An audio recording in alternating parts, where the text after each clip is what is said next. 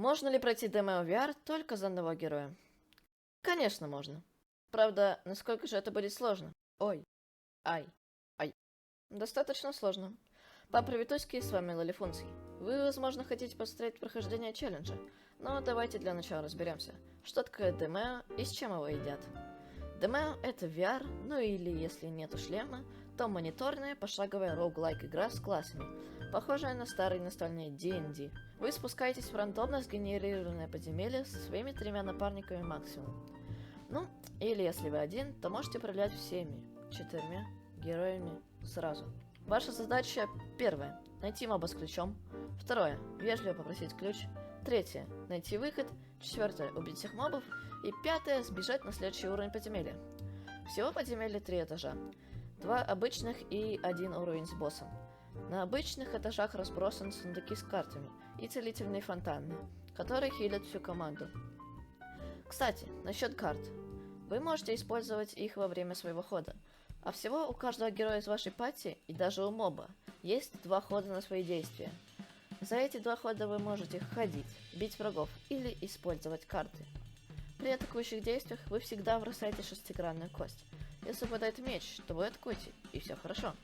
Если выпадает 2 меча, то наносите двойной урон, то есть критуете, и все отлично.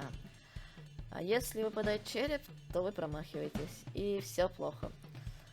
Вы, конечно, можете попасть по другому врагу, если вы супервезучие, но, скорее всего, вы просто промахнетесь, или еще хуже, попадете по союзнику. Некоторые карты наносят урон врагу или ослабляют его на несколько ходов. Другие телепортируют на любую точку на карте, или же ставят огненную лампу. Если ее разбить выстрелом или ударом, то она взорвется, подпалив пердаки всем в округе. И у всех классов есть свой набор карт, который может пополняться не классовыми картами из сундуков, или, если вы наберете достаточное количество маны, убивая врагов. Тогда вы получите одну карту. Еще их можно купить в магазине, на деньги, разбросанные по всему подземелью. Кстати, насчет классов. В игре их 5. Первый — это Бард. Ну, чисто музыкант. Он бьет маленьким кинжальчиком, его урон составляет 3 единицы. Его бесконечная карта, которую он может использовать в один из 2 ходов, это...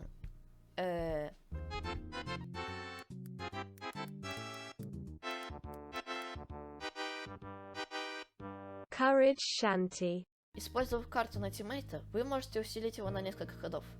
У усиления есть 3 уровня, и сила будет увеличиваться.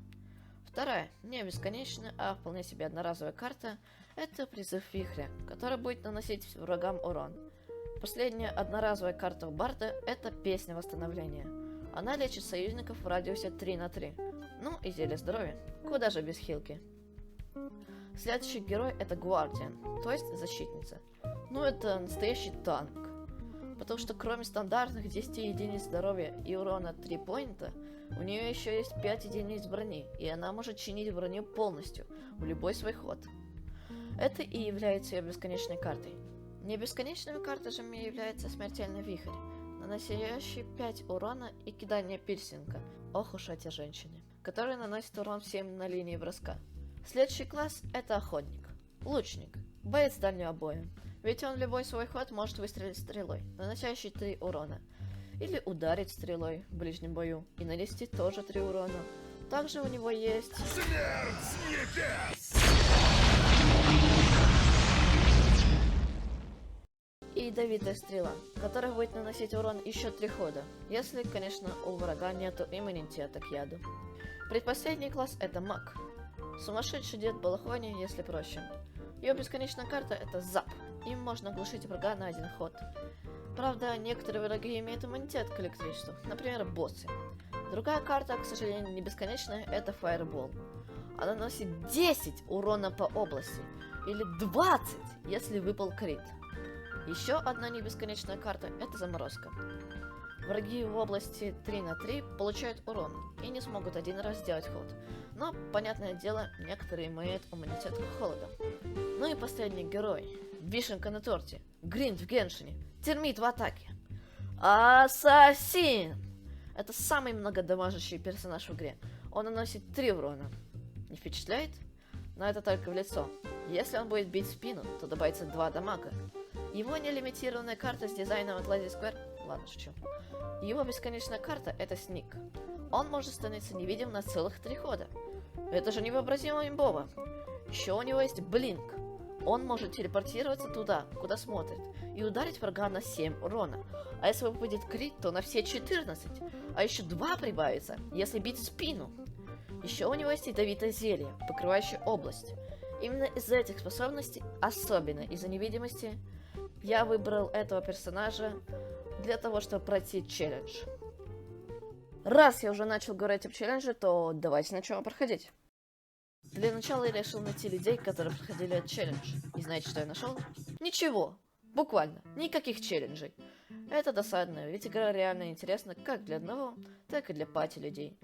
Ладно, давайте обговорим сложности челленджа. Первое — это урон. За 2 хода ты в среднем можешь нанести 10 урона обычными атаками. И то, только если будешь бить спину и не промахнешься. А надежды на крит я не питаю. Второе — тимплей. Союзники на самом деле очень сильно помогают в игре. Например, Барт усилил Гвардина, тот начал бить всех и быть пушечным мясом из-за брони. Маг оглушил опасного противника, а Ассин подкрался к врагу сзади и помог убить самого жирного. А когда ты один, ты не можешь эффективно защищать комнаты.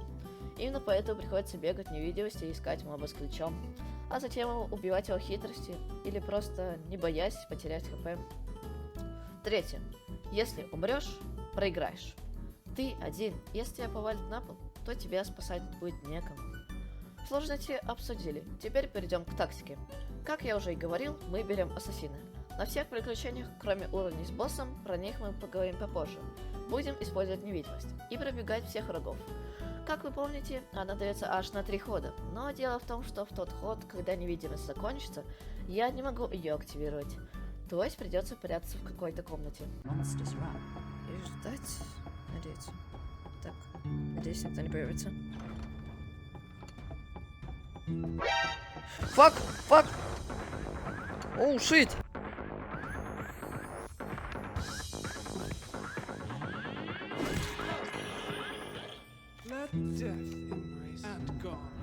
Никого здесь не было. Но, к счастью, прятаться в этих комнатах не так уж сложно. Итак, первое приключение. Черный саркофаг. В этом приключении есть 2 простых уровня и 1 сложный, с боссом. Простые они простые, а с боссом он сложный. Все дело в том, что на боссном уровне практически нет обычных мобов, только необычные. Приключения с саркофагом на боссном уровне есть невидимые. Правда, они видимые. Невысказанные и неуслыханные. Все они имеют 1 хп.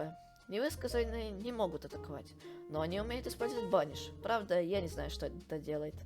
Они самые неопасные враги. А вот невидимые, они за их 2 действия, которые они могут сделать, могут родить еще одного невидимого. И так может сделать каждый. Даже созданные ансины могут создать новых ансинов. Возьмите это, добавьте к этому то, что за 1 ход я могу убить только 2. Приплюсуйте к этому то, что каждый монстр должен сделать 2 действия, а если их много, то мне надо ждать. А еще как бы место подземелья не бесконечное. Проведя эти сложные математические действия, мы получаем вот это. Что же монстры будут делать сейчас? Даже не знаю, блин. Что им еще делать, кроме как плодиться теперь? Я боюсь, если это задержу, что буквально будет невозможно пройти. Прям полностью. К счастью, если делать все быстро, то все будет нормально. Правда, ненормальная ситуация с неслыханными. Неуслышанные могут за 1 свой ход наложить на любого врага эффект Invulnerability. С этим эффектом враг не будет получать урон на 1 ход. И анхерды очень любят накладывать этот эффект на босса. А, босс. Совсем забыл про него рассказать. Знакомьтесь, эльфийская королева. Смотрите, какая красавица. У нее 25 хп, и она имеет иммунитет к практически любым неприятным для нее воздействиям, таким как заморозка, паника или ослепление. А вот яд... Ее можно отравить, но отравление работает на 3 хода, и за это время сносит 3 хп. Как-то маловат? Так тут еще и неслыханные, которые накладывают на босса неуязвимость. И как же ее убивать? А это я сейчас и покажу. Тень.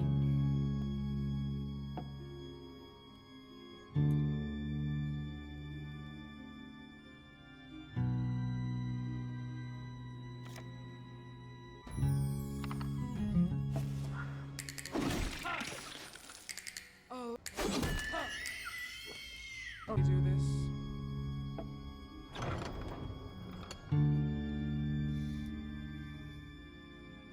It's the monster's move.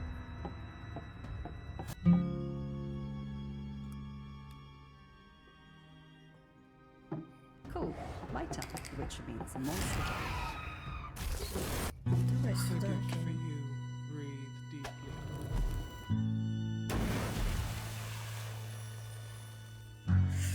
Тупо. One No, it's the enemy. step. Не понял. А, все, умер. Неприятно. Неприятно. Неприятно. Много. Классно. Shall we do this?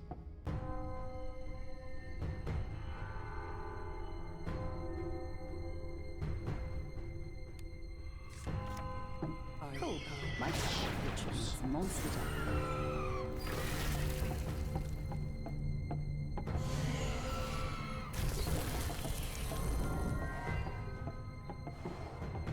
Я не могу ее. Shall we do Дальше? this? Set up support weapon.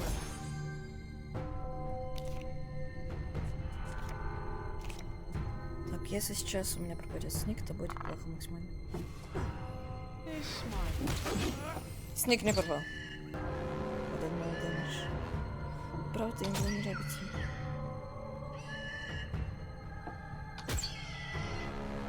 It's the monster's turn. Она 3 раза, она 4 раза проходила.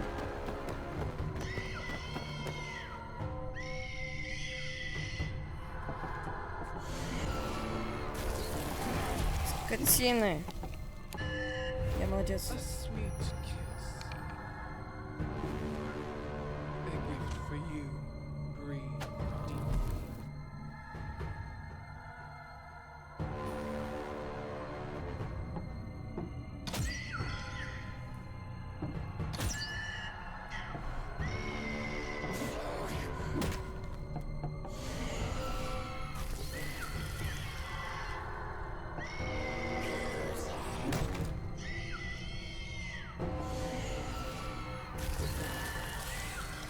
Вот серьезно, серьезно.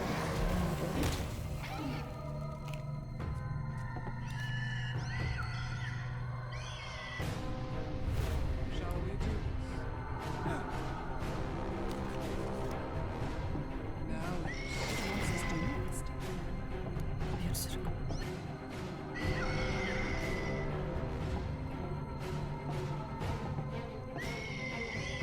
Немного потрясывает.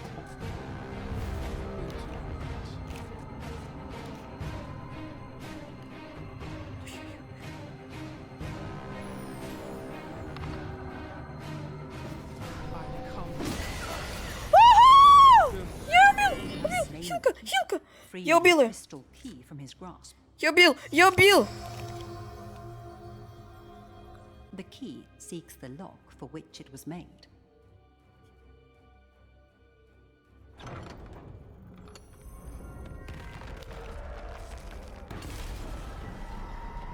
Конец. You were victorious. Я выиграл! Е! Да, как вы видите, я использовал ядовитую бомбу из стандартного кита-ассасина, которая, к счастью, может выпасть из сундуков или в магазине. Дело в том, что эта бомба на небольшом радиусе оставит ядовитый остаток, который не испаряется очень долго, возможно, никогда. Этот остаток и помог мне убить ее. Во-первых, у него большая область. Во-вторых, он отлично дамажит королеву. В-третьих, этот остаток не дает пройти неслыханным королеве и наложить на нее неуязвимость. Но все равно, как-то маловато урона, да? Эту проблему мне помог решить Курсетагер. Чем же он так хорош? Да дело в том, что его можно использовать во время сника, и сник не спадет. Так еще и урона из-за этого прибавится. Так еще и босса славнет после этого. Используя невидимость, ядовитые бомбы, проклятый кинжал, а также баллисту, отлично уничтожающую мелких врагов, я прошел первое приключение. Второе приключение. Измерение крысиного короля. Ох-хо-хо, это уже посложнее. И враги посильнее, и проходы поменьше, и дальность видимости малюсенькая, и босс пострашнее. Начнем с врагов. Самыми неприятными являются зеленые крысы, отравляющие вас при ударе. Тхуги, то есть мафиози, Вор-законник. которые при ударе воруют ваши карты, а потом сваливают. Бандиты, ворующие золото при ударе, а также тихие часовые, которые по-настоящему каменные, ведь могут ходить только на 2 клеточки, зато у них 15 хп и 3 урона. Но самые главные скотины — это обычные слаймы с 1 хп. Чем же они так неприятны? Да неприятны они, во-первых, отравлением при ударе, а также тем фактом, что если 2 слизня будет рядом, то они могут слиться, превратившись в гигантского слайма с 9 жизнями, который может призвать еще одного слайма, затем еще одного, затем эти слаймы также могут слиться, и вы понимаете, что будет дальше. Так что слаймам либо лучше не попадаться, либо убивать их при первой же возможности. Насчет маленьких проходов все понятно. Тут очень много дверей или коридоров в одну клеточку, а если жирная жопа заслонила его, то я не могу пройти, зато враги могут перепрыгивать через друг друга прямо к вам. Но это еще нормально, по сравнению с дальностью видимости. Вот какая она на первом уровне, вот какая на втором, а вот какая на третьем. Это и порождает всякие казусы типа таких. Ой, фига. Вот эта комната мне нравится. Там можно спрятаться. Мне комната перестала нравиться. Там есть Ленин. Так, подожди. Ковать! Тут нельзя спрятаться!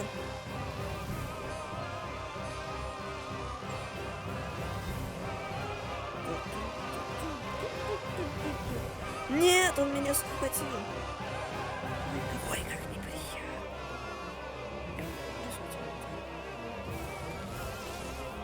Ты ходить будешь, скотин? Ты просто ушел? Это очень плохо. Как вы поняли, я очень задолбался проходить это приключение. А вы ведь еще не видели прелести боссного уровня. Как я уже говорил, не видно ничего. Повсюду маленькие враги типа крыс, постоянно спавнившихся из гнезд, пауков, умеющих делать то же самое, и слаймов. Но спасением оказалось одно непримечательное зелье. Знакомьтесь, зелье драконьей кожи. Имба имбейшая. Она повышает невосприимчивость к урону на 1. И что же это значит? Да значит это то, что когда тебя ударит на 1 урона, то тебе нанесется 0, а все маленькие враги наносят именно 1, так что они становятся для меня безобидными. Даже яд, наносящий каждые 3 хода по единичке, становится безопасным. Но проблема в том, что это зелье редкое, и оно мне выпало лишь единожды в очень хорошей попытке, которую я, правда, просрал. Как же я так смог, имея такую имбу? Да все дело в боссе, который хилится, если какая-то крыса умрет. Это, в принципе, единственная сложность босса, но думаете, что это просто? Да нифига! Ведь я хорошо надамажил босса, а затем, по глупости своей, взял и кинул пойзон-бомбы. Конечно, все крысы начали напарываться на яд и подыхать, а босс жрал их души и лечился, пока не вылечился до 18 хп. Лечилок не было, и мне ничего не осталось, кроме как выпить зелье неуязвимости на 3 хода, которое мне повезло купить у продавца. Но босс выбрал самую хитрую и одновременно самую тупую тактику. Он бил меня, отходил, бил снова, отходил. А я не мог его ударить, потому что он убегал недалеко, но достаточно, чтобы я его не мог видеть, следовательно, ударить. Да, я пал. Но на после следующую попытку произошло чудо. И какое же? А это я сейчас и покажу. Кстати, звук был в полной жопе, так что комментариев от меня будет очень мало.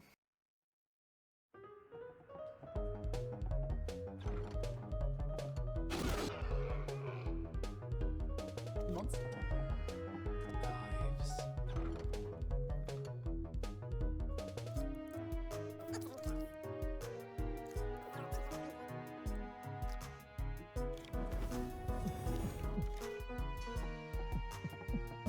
Knives. Things are moving.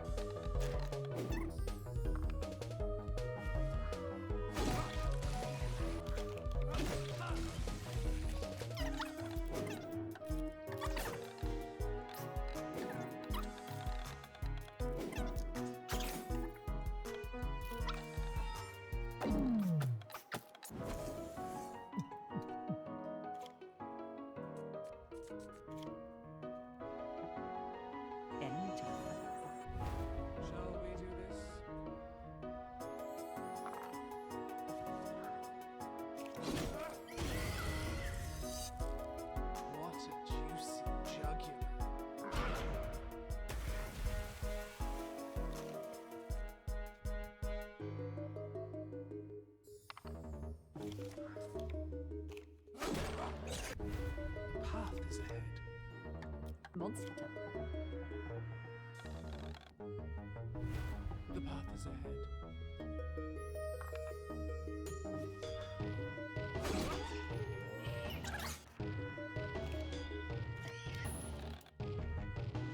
Now, what will the fiends?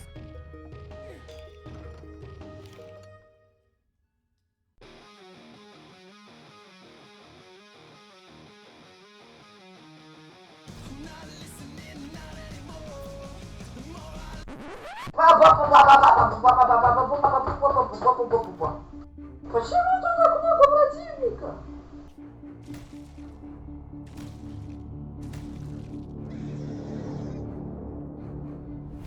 Let's dance.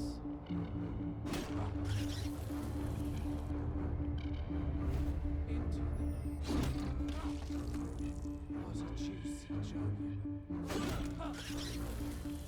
The monster. Let death embrace you. I'll choose the monster.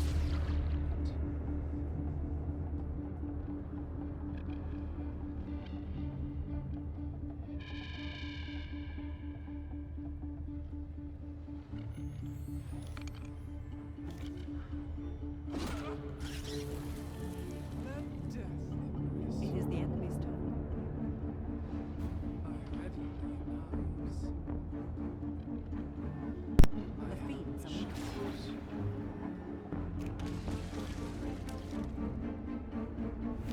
Let's get this over with.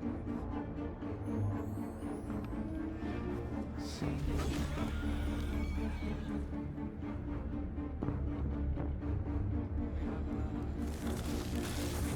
It's the monsters.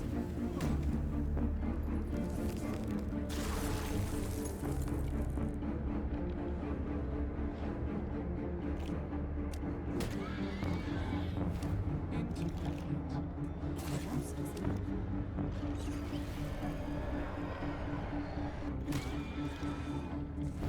Shall we do this?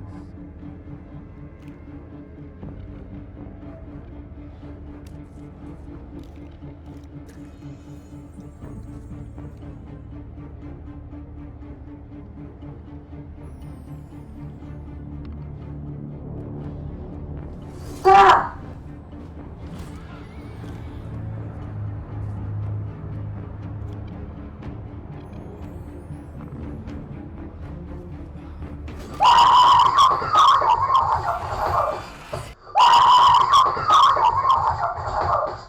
Боже, да? Эти зелья это имба. Особенно то, ну, мне даже... Да! Да, я просто выпил несколько зелий силы, зелий скорости, позволяющих двигаться дальше. На боссном уровне немного попрятался на спавне. С помощью маяка зрения увидел, что тут миллиарды противников. Пересрал, дождался босса. Правда, я даже не думал, что он придет сюда. Ну, и затем зажал босса с помощью призванного элементаля и забил его блинками, которые наносят на 2 дамага больше, чем обычная атака. И мне этого хватило! Я так долго мучился, а это просто что так непонятно и легко. Ну да ладно, двигаемся в третье приключение. Корни зла. Это мое любимое приключение. И не только из-за того, что оно красивое, и вся эта красота видна, в отличие от прошлого квеста, так еще из-за того, что тут есть собачники. Они скотины. Хаундмастер оставляет за собой след из воды, а затем кидает в эту воду деревянную кость, чтобы призвать собачку. Но именно из-за этой деревянной кости я их и обожаю, ведь если убить собачника, то я тоже получу эту косточку и тоже смогу создать собачку. Ну, либо сделать уже существующего пёселя хорошим. Гуд-доги будут бить врагов, и хоть они наносят единицу, но они все равно хорошие напарники, ведь враги не бьют их. Причем, если собака останется жива, что иногда не происходит, потому что их искусственный интеллект оставляет желать лучшего, то она перейдет на следующий уровень подземелья с вами. Так что я всегда ищу собачников, убиваю их и получаю армию гончих. Но чем мне не нравится это приключение, так это обилием лучников. На каждом уровне их полно, самых разных цветов и мастей, каждый найдет товар по себе. Здравствуйте, хотели приобрести лучника? Тогда вы по адресу. Смотрите, вот, гоблин-лучник, бессмертная классика. Несмотря на его слабость, он будет отличным помощником в любой битве. Что, хотите чего-то поинтереснее? Ну тогда я могу предложить вам эльфийского лучника. Кроме обычных стрел, у него в колчане есть тяжелые. Они ослабляют противника, и он ничего против вас не сможет сделать. Не впечатляет? Ну тогда знакомьтесь. Местная разработка. В других местах вы его не найдете. Корневой лучник. У него всегда припрятана шипованная стрела. Хоть ей никого не зашиберить, зато ей можно нанести на врага эффект шипов, увеличивающий урон на 1 при любом получении повреждений. Отличный выбор.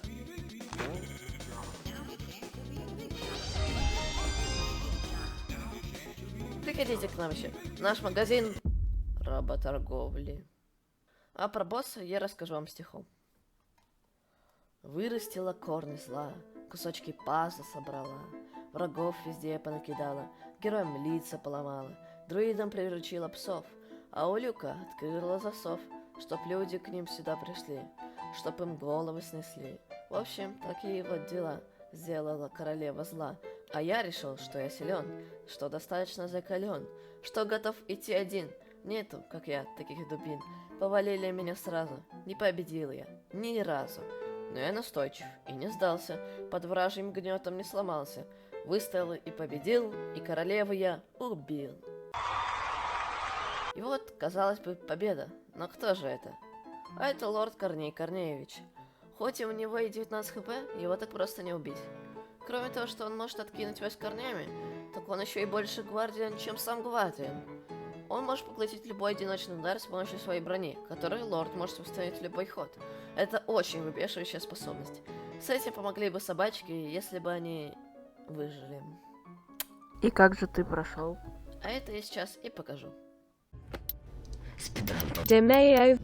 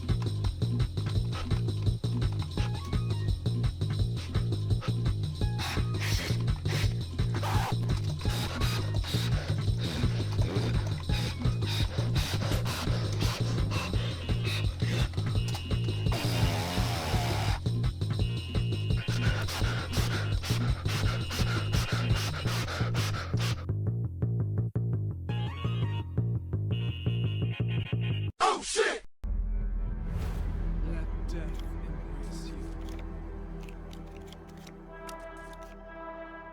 And gone.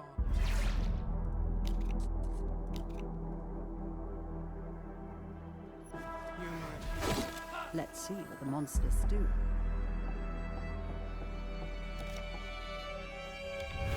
A sweet kiss.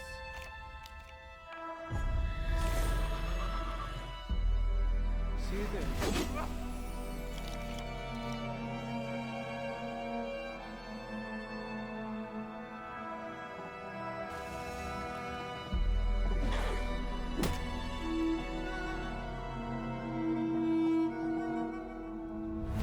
Let's The monsters are let's dance.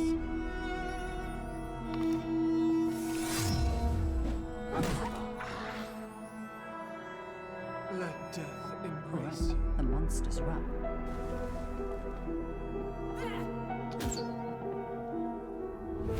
Let's get this over.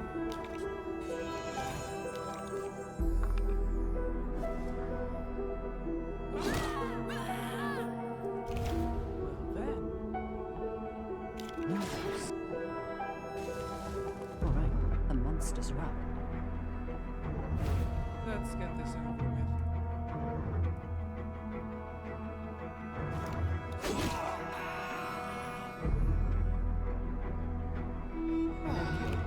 Monster.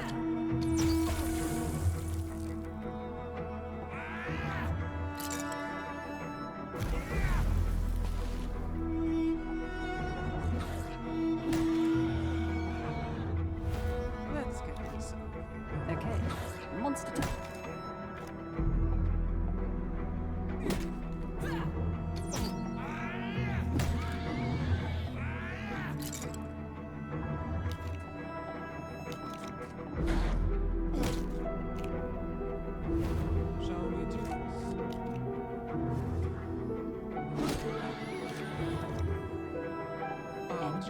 Let's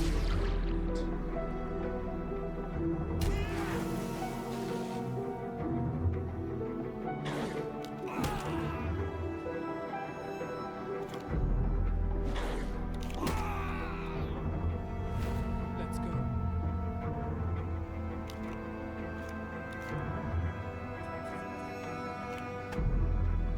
Monster.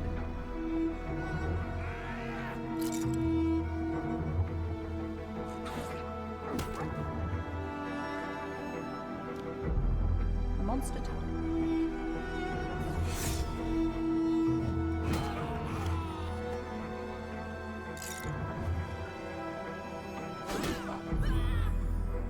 It's the monster's turn. Jugular.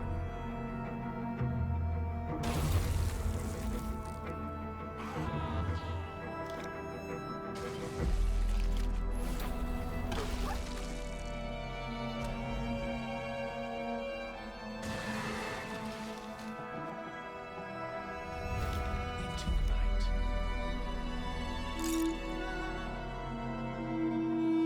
It's the monster's turn.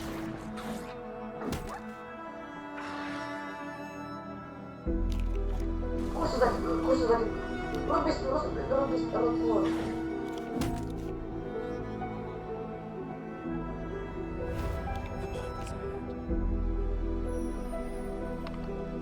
Красоту!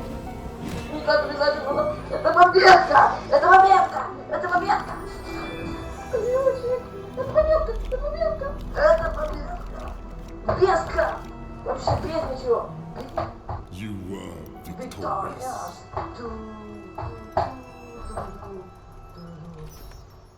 Как вы заметили, особых тактик у меня не было.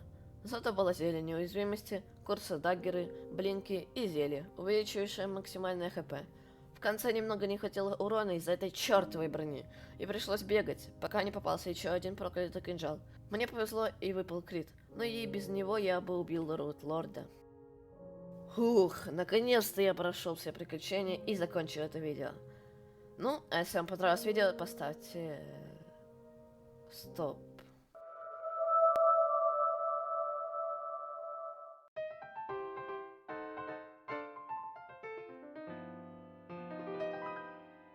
Я начал записывать этот ролик еще давно, и неудивительно, что за это время вышло обновление. В нем добавили те самые имбовые зелья, бафнули мага, сделали нового персонажа, но самое главное, что в нем появилось новое приключение.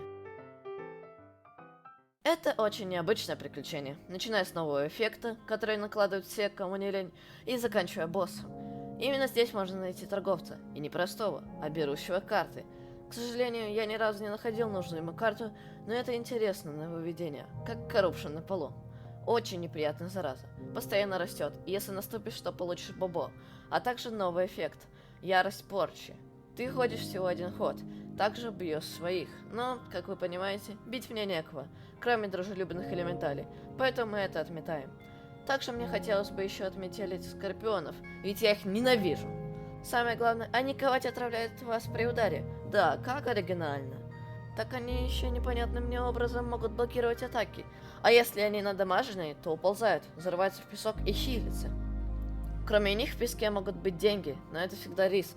Впрочем, больше об обычных уровнях рассказать нечего. Переходим к боссному. Боссом, как вы могли догадаться, является... Гидра? Нет, конечно. Главное здесь это первосвященник Умбан. Да, звучит тупо. Но он ходит по локации невидим. Чтобы его увидеть, надо наступить на одну из этих плит. Но он тоже не промах и будет пытаться вас удурачить всякими приемчиками.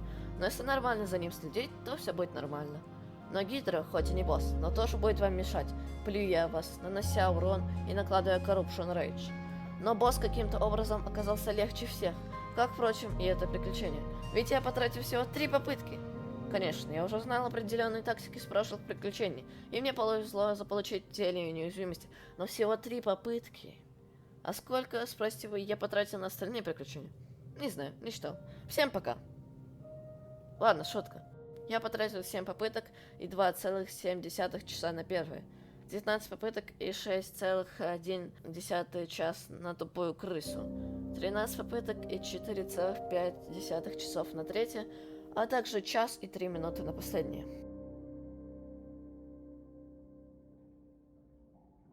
Ну, а если вам понравилось видео, поставьте лайк. Если хотите видеть больше таких видео, подпишитесь. Но если хотите не пропускать такие видео, то нажмите на колокольчик. Всем пока!